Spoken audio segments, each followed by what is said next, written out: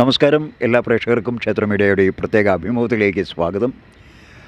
വലിയൊരു ഉത്സവമാണ് ഈ അമല നഗറിനോട് ചേർന്ന് കിടക്കുന്ന ചിരക്കുഴി ശ്രീ ബാലസുബ്രഹ്മണ്യ സ്വാമി ക്ഷേത്രത്തിൽ നടക്കുന്നത്.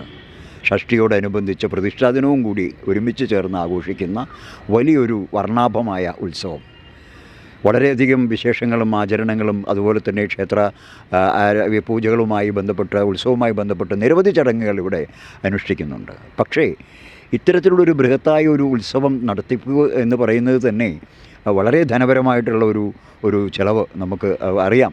സ്വാഭാവികമായിട്ടും അതിന് വേണ്ടി വരും. പക്ഷേ അതെല്ലാം തന്നെ സ്വരുക്കൂട്ടിയെടുക്കുക എന്ന് പറയുന്നത് ഒരു വലിയൊരു കർത്തവ്യമാണ്. അപ്പോൾ അതിൻ്റേതായ ഒരു കൈകാര്യം ചെയ്യുന്ന ധനകാര്യ വിഭാഗം കൈകാര്യം ചെയ്യുന്ന ഈ ക്ഷേത്ര ഉത്സവ ഭരണസമിതിയുടെ ട്രഷററായിട്ട് ഉള്ള ഒരു വ്യക്തിത്വത്തെയാണെന്ന് ഇപ്പോൾ പരിചയപ്പെടുത്തുന്നത് ശ്രീ വിപിൻ ദാസ് വി എ.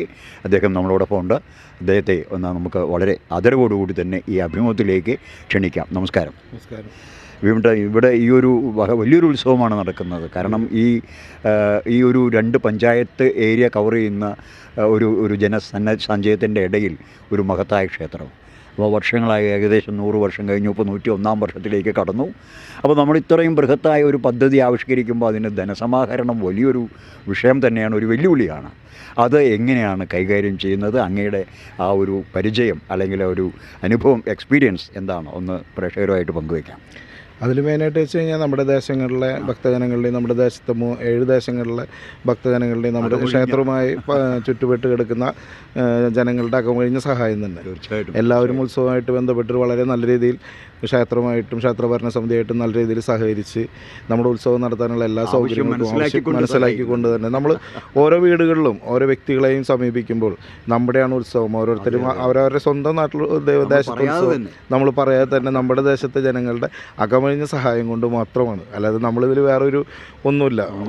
ഞങ്ങൾ വളരെ സാധാരണക്കാരായിട്ടുള്ള വ്യക്തികളാണ്. ഓരോരുത്തരും ഈ കമ്മിറ്റിക്കകത്ത് എല്ലാവരും സാധാരണക്കാരായിട്ടുള്ള വ്യക്തികളാണ്.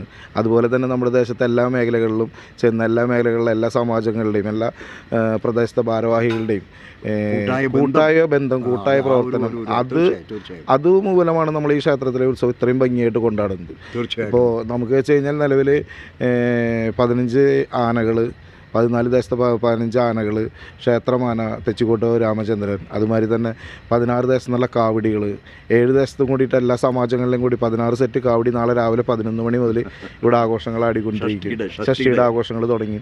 അതിനൊക്കെ വെച്ച് കഴിഞ്ഞാൽ ഒട്ടനവധി ചിലവുകളുണ്ട്. നമുക്കിപ്പോൾ ഇന്നത്തെ ഒരു കാലഘട്ടത്തിൽ ചിലവുകൾ അത്രയും അതിക്രമിച്ച് കയറി വരികയാണ്, ദിനംപ്രതി കയറി വരികയാണ്. അത് വെച്ച് കഴിഞ്ഞാൽ നമ്മളിപ്പോൾ നമ്മുടെ സോവനിയറായിട്ട് ബന്ധപ്പെട്ട് പരസ്യങ്ങൾ, മറ്റേ ആനകളുടെ സ്പോൺസറിങ്, അതുമാതിരി തന്നെ പൂജകൾ, എണ്ണ വഴിപാടുകൾ, അതൊക്കെ നമ്മുടെ ദേശങ്ങളിലെ ജനങ്ങളുടെ കൂട്ടായ പ്രവർത്തനവും ജനങ്ങളുടെ സപ്പോർട്ടും കൊണ്ട് തന്നെയാണ് ഞങ്ങൾക്ക് ഈ കമ്മിറ്റിയോടെ വളരെ ഭംഗിയായിട്ട് നിലനിന്ന് പോകുന്നത്.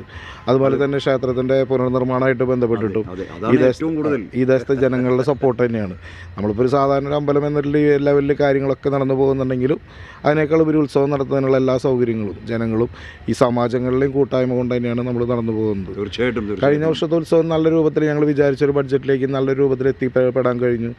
ചെറിയ തോതിലുള്ള നല്ലൊരു നീക്കിയിരിപ്പുണ്ടായി. അത് വെച്ചുകൊണ്ട് തന്നെ ഒരുപാട് കാര്യങ്ങൾ മുന്നോട്ട് പോകാനും അത് ചിട്ടയായ ഒരു പ്രവർത്തനം. നമുക്ക് കിട്ടുന്ന സാമ്പത്തിക വരുമാനം അല്ലെങ്കിൽ ജനങ്ങളിൽ നിന്ന് നമ്മൾ സ്വരുക്കൂട്ടുന്ന പൈസ ചിട്ടയായിട്ട് നമ്മളത് ഉപയോഗിച്ച് അനാവശ്യ ചെലവുകൾ ഒഴിവാക്കി ഏറ്റവും ചെറിയ അത്യാവശ്യ കാര്യങ്ങൾ ചെയ്തുകൊണ്ട് നമ്മൾ അനാവശ്യമായിട്ടുള്ള ഒരു കാര്യങ്ങളും ഇവിടെ ചെയ്യുന്നില്ല. ഒരു രൂപ അനാവശ്യമായിട്ട് ചെലവ് ചെയ്യാനുള്ള ഒരു സാഹചര്യങ്ങളില്ല ഇവിടെ.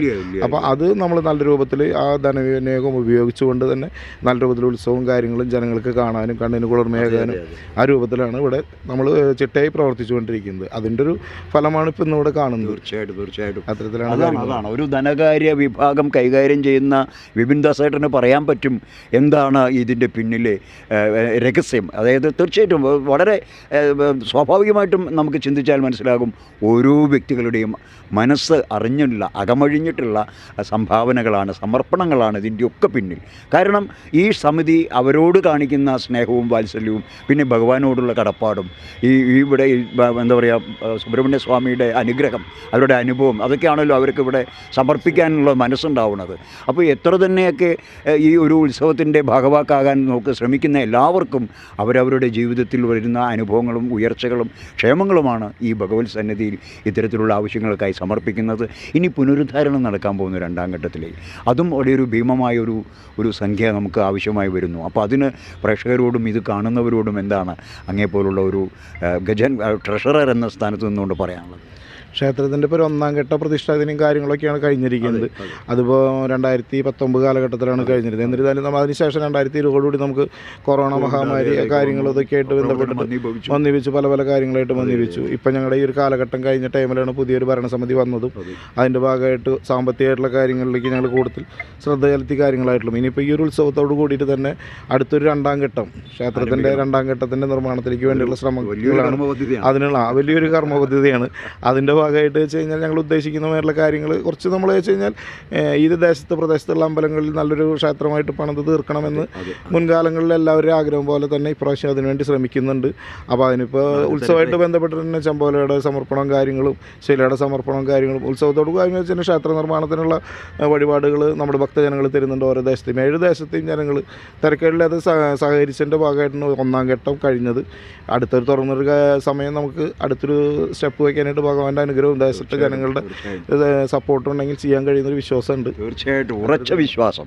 അതായത് ഭഗവാന്റെ അനുഗ്രഹ കടാക്ഷവും പിന്നെ ഈ 7 ദേശങ്ങളുടെയും അതുപോലെ തന്നെ ഈ ക്ഷേത്രത്തെ അറിയുന്ന പ്രഗത്ഭമതികളായിട്ടുള്ള സന്മനസ്സായിട്ടുള്ള സജ്ജനങ്ങളും എല്ലാവരുടെയും എന്താ പറയുക പ്രാർത്ഥനയും സപ്പോർട്ടും ഉണ്ടെങ്കിൽ തീർച്ചയായും അതെല്ലാം നടത്താൻ സാധിക്കുമെന്ന ഉറച്ച വിശ്വാസത്തിലാണ് ക്ഷേത്ര സമിതിയും ഒപ്പം തന്നെ ശ്രീ വിപിൻദാസ് ഗജാൻജിയും പറയുന്നത്.